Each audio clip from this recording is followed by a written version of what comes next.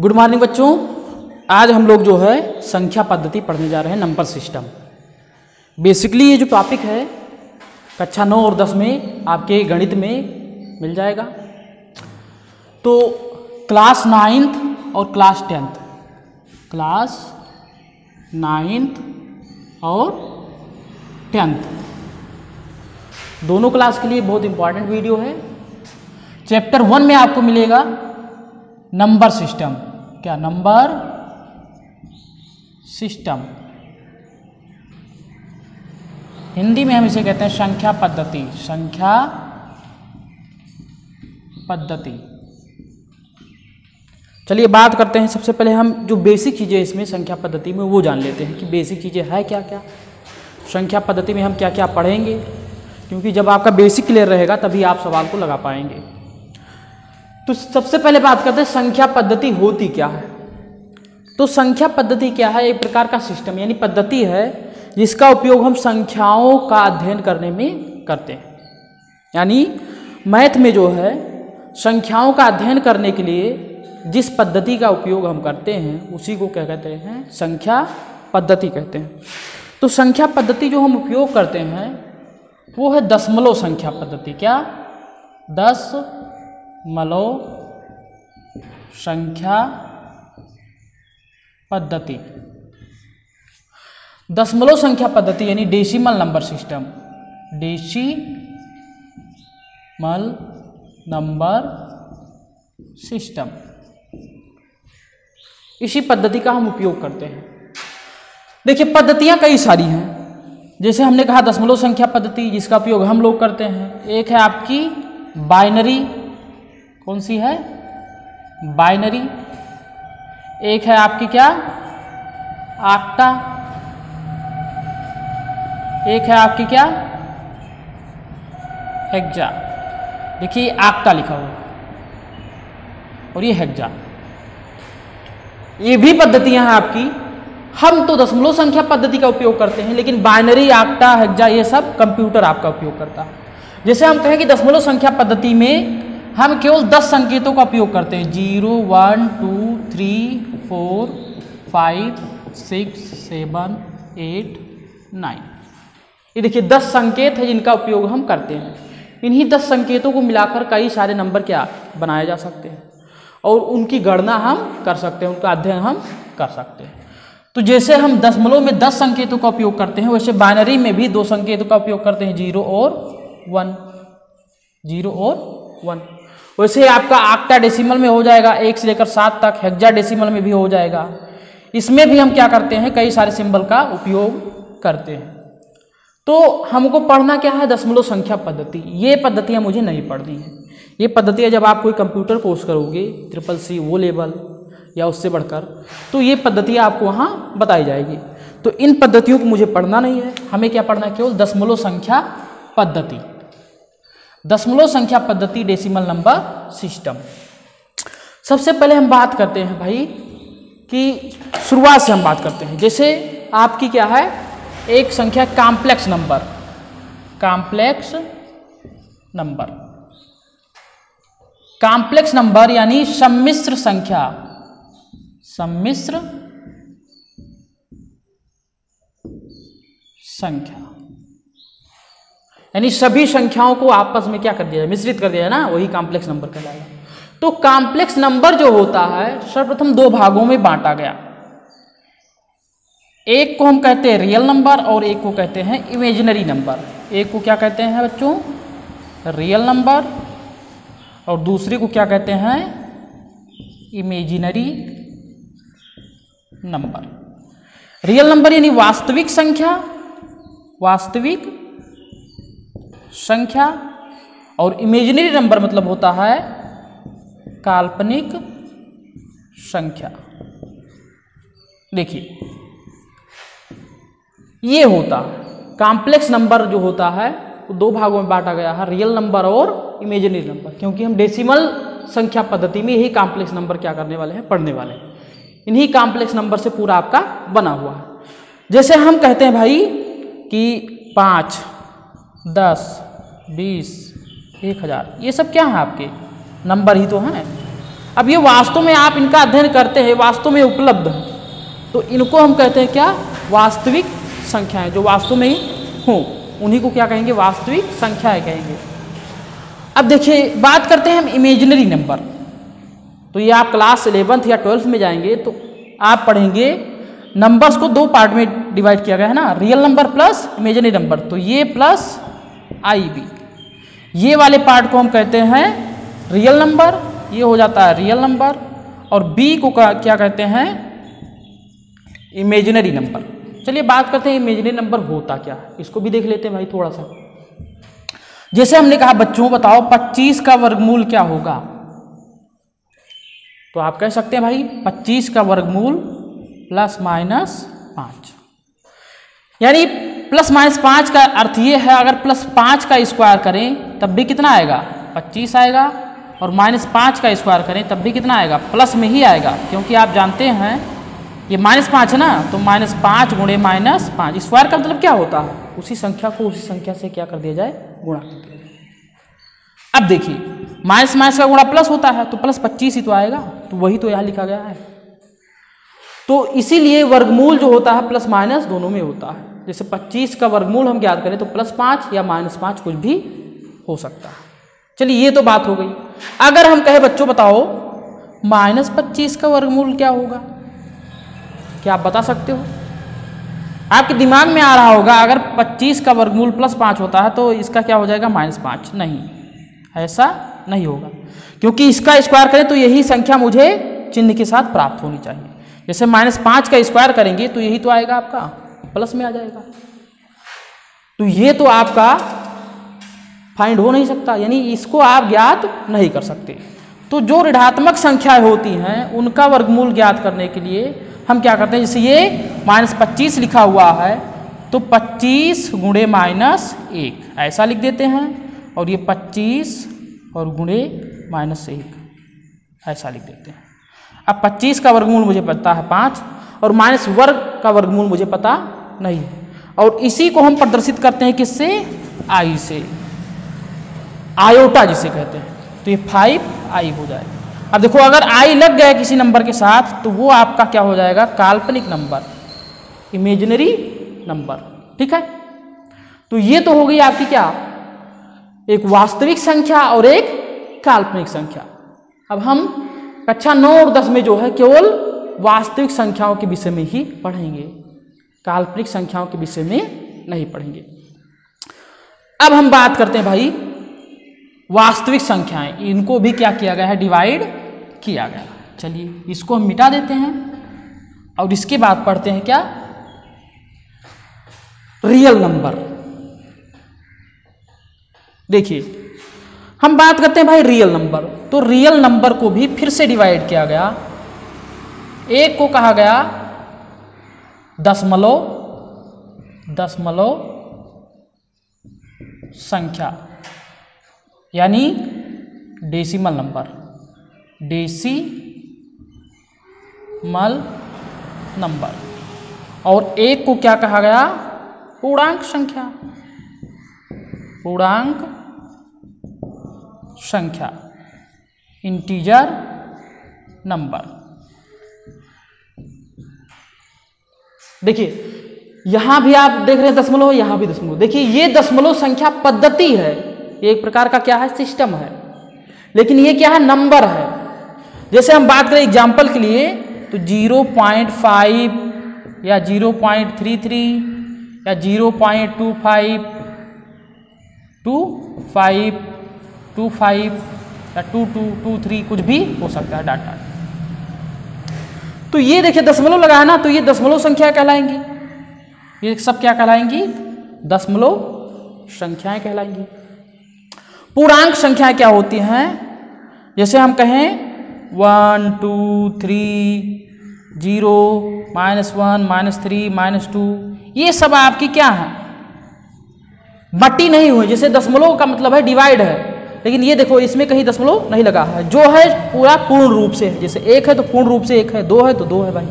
ठीक है, तो ये आपका क्या है, पूर्णांक संख्या है। तो पूर्णांक संख्याएं जो होती हैं कहां से कहां तक होती हैं, ये तो एग्जाम्पल के लिए हो गया भाई। पूर्णांक संख्या माइनस इनफाइनाइट से लेकर -2, -1, 0, 1, 2 और कहाँ तक, प्लस इनफाइनाइट तक। ये आपकी क्या होती हैं, पूर्णांक संख्याएं। ये आपकी क्या है भाई, पूर्णांक संख्याएं। तो वास्तविक संख्याओं को दो भाग में बांटा गया, एक दशमलव संख्या और एक पूर्णांक संख्या। इसके बाद अब हम बात करते हैं, इसमें भी कई सारे भाई पार्ट हो जाएंगे। जैसे मान लीजिए ये सबका बाप था, उसका बेटा रियल और इमेजिनरी था। अब रियल का बेटा क्या हो जाएगा भाई, दशमलव और पूर्णांक। अब ये संख्या में क्या कर रहे हैं भाई, वृद्धि कर रहे हैं ना, अपनी जनसंख्या बढ़ा रहे हैं। तो सबसे पहले हम बात करते हैं भाई दशमलव संख्या जो है, इसके पास कितने बेटे हैं, ठीक है। तो सबसे पहले दशमलव नंबर जो है उसको हम पढ़ लेते हैं कि कितने प्रकार का होता है, ठीक है। तो इसको हम मिटा देते हैं इधर और बात करते हैं हम किसकी, दशमलव संख्या की। चलिए, इतना आपको समझ में आ गया होगा। तो हम बात करते हैं भाई दशमलव संख्या यानी डेसिमल नंबर। तो दशमलव जो संख्या होती है भाई, उसको भी दो भागों में बांटा गया है, ठीक है, उसको भी दो भागों में बांटा गया है। एक को कहते हैं हम क्या, शांत दशमलव, शांत दशमलव, और एक को क्या कहते हैं, अशांत दशमलव, अशांत दशमलव, ठीक है।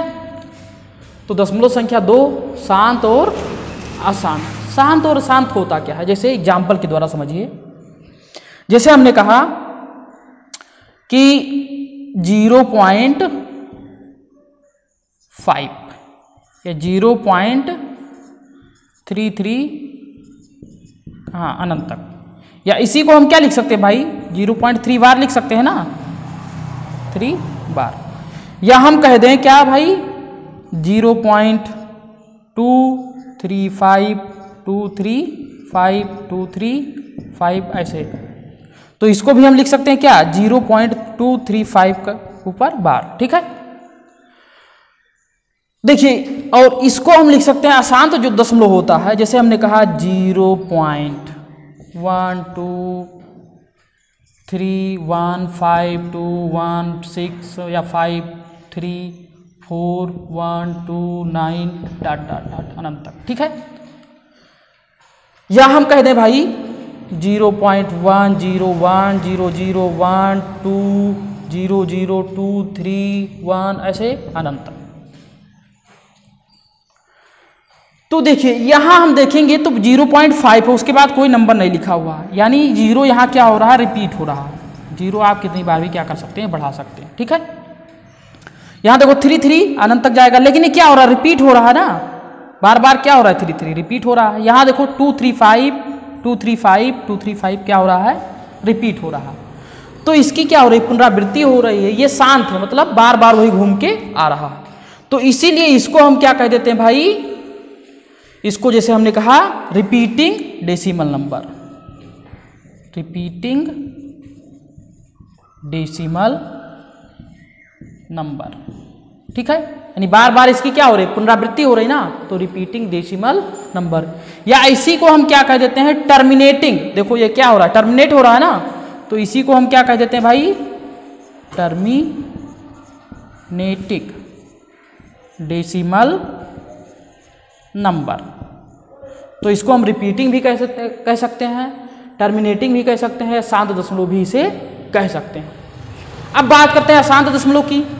तो यहां देखो कोई नंबर रिपीट नहीं हो रहा, यानी टर्मिनेट नहीं हो रहा, तो इसी को हम कह देते हैं non terminating, terminating decimal, decimal. या इसी को रिपीट नहीं हो रहा है तो हम कह देते हैं non repeating, non repeating decimal, ठीक है। तो ये हो जाएगा आपका क्या, रिपीटिंग डेसिमल नंबर, और ये हो जाएगा आपका नॉन रिपीटिंग डेसिमल नंबर, क्योंकि यहाँ ये बार बार इसकी पुनरावृत्ति नहीं हो रही। इसमें आपके जो वर्गमूल जिनका हम वर्गमूल फाइंड नहीं कर सकते पूर्ण रूप से, जैसे √2, √3, √5 या पाई भी इसमें आता है। पाई की वैल्यू होती है 3.141428 ऐसे समथिंग होती है, ठीक है, 14 तक हम लिखते हैं। ये अनंत तक होती भाई, और इसमें कोई नंबर रिपीट नहीं होता, जैसे यहाँ सब रिपीट हो रहा था ना, वैसे रिपीट नहीं होता है। तो ये अशांत दशमलव कहलाता है, और ये क्या कहलाता है, शांत दशमलव कहलाता है। शांत दशमलव को ही हम लिखते हैं क्या, ये यहां से समझने वाली बात है, शांत दशमलव की हम लिखते हैं क्या, परमीय संख्या, परमीय संख्या। और अशांत दशमलव को हम लिखते हैं क्या, अपरमीय संख्या, ठीक है।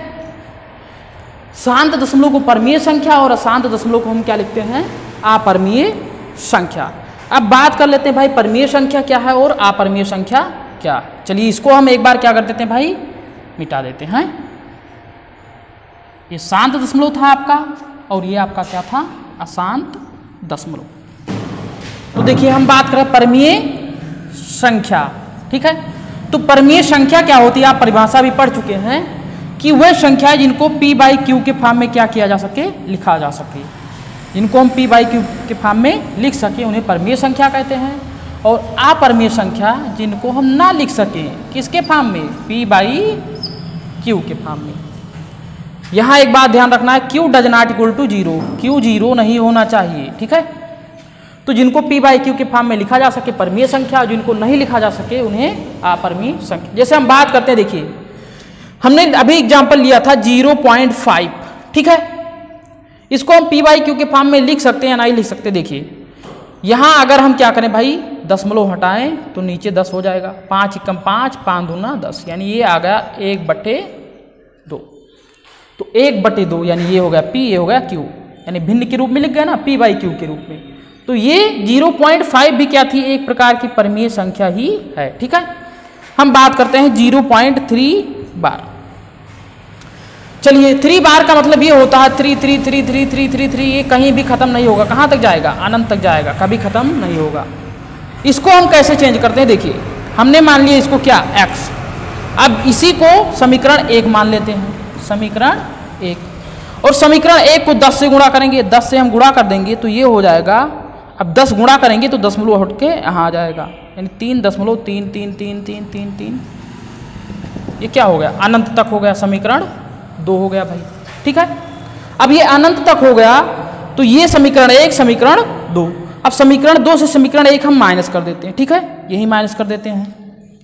तो समीकरण 1 को समीकरण 2 से जैसे माइनस करोगे तो ये आएगा, समीकरण 2 को समीकरण 1 यानी क्या करना है, माइनस करना है। तो देखिए 10x था यहाँ ना, 10x से x जाएगा, यहाँ 9x बचेगा, और यहाँ देखिए ये सब 3 3 इधर ना सब 0 हो जाएगा, और 3 से 0 जाएगा तो 3 ही बचेगा, 3.000, ठीक है। तो 0 हम लिखेंगे नहीं, क्या आ जाएगा, 3 आ जाएगा। तो x इक्वल टू क्या हो जाएगा, 3/9, या इसको हम डिवाइड कर दें तो 1/3। तो 1/3 भी आपकी क्या है, परमीय संख्या ही है, ठीक है। तो 1/3 आपकी क्या है, परमीय संख्या है, क्योंकि देखिए हमने 0.3 बार को क्या लिखा भाई, 1/3 के रूप में लिख दिया। तो वे संख्याएं जो p/q के फॉर्म में क्या की जा सके, लिखी जा सके, उन्हीं को क्या कहते हैं, परमीय संख्या कहते हैं। तो 0.5 या 0.33 यानी जो भी रिपीटिंग नंबर है उनको हम p/q के फॉर्म में लिख सकते हैं। बात करते हैं अपरमीय संख्या की।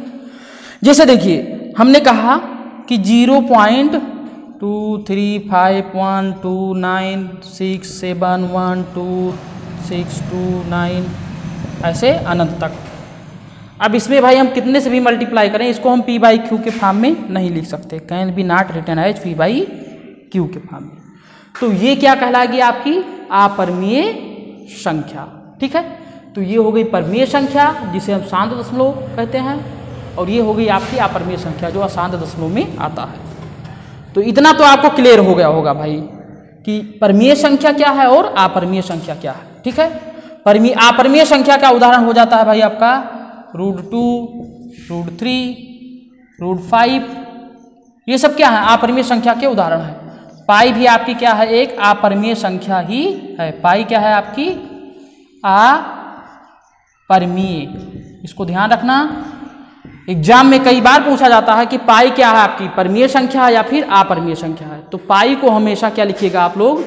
अपरिमेय संख्या ही लिखिएगा, क्योंकि ये ऐसे दशमलव में बढ़ता जाता है और रिपीट नहीं होता है। तो ये दशमलव संख्या के प्रकार थे भाई, दो प्रकार, शांत दशमलव, अशांत दशमलव। और शांत दशमलव ही परिमेय संख्या होती है भाई, और शांत दशमलव ही आपकी क्या होती है? अपरिमेय संख्या होती है।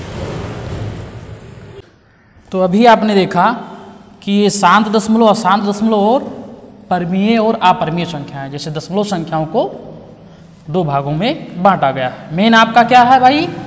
परिमेय संख्या और अपरिमेय संख्या। तो ये था भाई दशमलव संख्या के प्रकार। अब हम बात करते हैं, जैसे हमने कहा था कि इसमें जो वास्तविक संख्या होती हैं दशमलव और इंटीजर, पूर्णांक संख्याएं। अब हम बात करते हैं पूर्णांक संख्याओं की। कौन सी? पूर्णांक संख्याएं। पूर्णांक संख्याएं, इंटीजर नंबर, इंटीजर नंबर। देखिए इंटीजर नंबर क्या होता है? जैसे दशमलव को छोड़कर जितने भी नंबर होते हैं सब क्या कहलाते हैं? इंटीजर नंबर कहलाते हैं। यानी हम कह सकते हैं माइनस इनफाइनाइट से कहां तक भाई? प्लस इनफाइनाइट, इंक्लूडिंग जीरो भी यहां क्या रहेगा? इंक्लूड रहेगा। जैसे माइनस इनफाइनाइट से चलेंगे तो -2, -1, फिर 0, 0 से आगे बढ़ेंगे तो 1, 2, ये सब प्लस में रहेगा। तो कहां से? माइनस इनफाइनाइट से लेकर प्लस इनफाइनाइट तक जितनी भी ये संख्याएं हैं ये सब क्या कहलाएंगी? पूर्णांक संख्याएं। चलिए अब हम बात करते हैं इन पूर्णांक संख्याओं को भी क्या किया गया है? बांटा गया है। एक को कहा गया पॉजिटिव इंटीजर और एक को कहा गया है निगेटिव इंटीजर, यानी धनात्मक पूर्णांक और ऋणात्मक पूर्णांक। चलिए इन दोनों के विषय में हम जान लेते हैं भाई। तो सबसे पहला कौन सा है आपका? धनात्मक पूर्णांक। इसको आप लोग ध्यान से पढ़िएगा, क्योंकि यही से आपकी प्राकृतिक संख्याएं, पूर्ण संख्या, ये सब आएंगी। और एक आपका क्या है भाई? ऋणात्मक पूर्णांक। इसे हम कहते हैं पॉजिटिव इंटीजर, पॉजिटिव इंटीजर, और इसे निगेटिव इंटीजर। चलिए अब बात करते हैं पॉजिटिव इंटीजर क्या है भाई। तो पॉजिटिव इंटीजर यानी 1 से लेकर कहां तक? 1, 2, 3 अनंत तक, ये सब क्या कहलाएंगे? पॉजिटिव इंटीजर कहलाएंगे, धनात्मक पूर्णांक। और उसके बाद जो आपके बचे यानी -1 से लेकर कहां तक? -1, -2, -3, माइनस इनफाइनाइट, इसको हम कहेंगे ऋणात्मक पूर्णांक। एक बच गया आपका 0, तो 0 ना तो धनात्मक पूर्णांक है और ना ही ऋणात्मक पूर्णांक है। हाँ, यदि हम क्या करें, 0 को इसके साथ ले लें, किसके? धनात्मक पूर्णांक के साथ, तो वो आपका बन जाता है होल नंबर, जिसे हम क्या कहते हैं? पूर्ण संख्या। अब देखो धनात्मक जो पूर्णांक है आपका 1 से लेकर अनंत तक, इन्हीं को हम कहते हैं प्राकृतिक संख्याएं, प्राकृतिक संख्याएं। इंग्लिश में हम अगर कहें तो नेचुरल नंबर, नेचुरल नंबर। तो इंटीजर को, यानी इंटीजर को सबसे पहले क्या बांटा गया? 2 भागों में, धनात्मक पूर्णांक और ऋणात्मक पूर्णांक। धनात्मक पूर्णांक को हम क्या कहते हैं? प्राकृतिक संख्याएं। ये 0 ना तो आपका धनात्मक पूर्णांक है, ना ही ऋणात्मक पूर्णांक है। लेकिन यदि 0 के साथ हम क्या करें? धनात्मक पूर्णांक को रख दें, 0, 1, 2, 3, 4 डॉट डॉट कहां तक भाई? अनंत तक। ये अगर हम इसको रख देंगे तो ये आपका क्या कहलाता है भाई? होल नंबर, होल नंबर, जिसे हम क्या कहते हैं? पूर्ण संख्याएं, पूर्ण संख्याएं। देखिए ये आपका क्या है? पूर्णांक है, इनको हम पूर्णांक कहते हैं। लेकिन जब 0 को क्या करें? धनात्मक पूर्णांक के साथ ऐड कर दे तो वो सेट आप क्या कहलाता है? Whole number. यानी ये पूर्ण संख्या का क्या है, एक प्रकार का समुच्चय है। तो यहां से तो आपको समझ में आ गया होगा ये धनात्मक पूर्णांक है और ये ऋणात्मक पूर्णांक है। इंटीजर को इन दो भागों में क्या किया गया, बांटा गया। अभी हम आपको बताते हैं इंटीजर को और कई भागों में भी क्या किया गया है, बांटा गया है। ये तो हमने उसके चिन्ह को देखते हुए डिवाइड किया कि कौन धनात्मक है कौन ऋणात्मक है। इसके बाद देखिए इसको बांटा गया सम और विषम के आधार पर। तो हम बात कर लेते हैं भाई सम और विषम संख्याएं। चलिए पूर्ण संख्याएं जो हैं इन्हीं को बांटा गया सम और विषम में। सम संख्या और कौन सी, विषम संख्या। विषम संख्या इसे कहते हैं भाई इवन और इसे कहते हैं आड, यानी इवन नंबर और आड नंबर। चलिए अब हम बात करते हैं भाई सम संख्या क्या है। तो सम संख्याएं वह संख्याएं हैं जो दो से पूर्णतः क्या हो जाए, विभाजित हो जाए। दो से पूर्णतः विभाजित हो जाए, विभाजित हो जाए। या हम कह सकते हैं दो की गुणज जितनी भी संख्याएं सब क्या कहलाएंगी, सम संख्याएं कहलाएंगी। अब हम बात करते हैं भाई विषम संख्याएं, जो दो से विभाजित ना हो वो सभी संख्याएं क्या कहलाएंगी, विषम संख्याएं। जो दो से विभाजित ना हो, दो से विभाजित ना हो। जैसे हम एग्जाम्पल की बात करें तो जैसे हमने कहा 2, 4, 6, 8, 12 ये सब क्या है आपकी, ये संख्याएं दो से विभाजित हो जाएंगी, इसीलिए इसको हम क्या कहते हैं, सम संख्या। लेकिन जैसे हम बात करें 1, 3, 5, 7, 11, 13 तो ये सब संख्याएं दो से विभाजित नहीं होंगी, या ये दो संख्याएं दो का गुणज नहीं है, तो इनको हम कहेंगे विषम संख्याएं।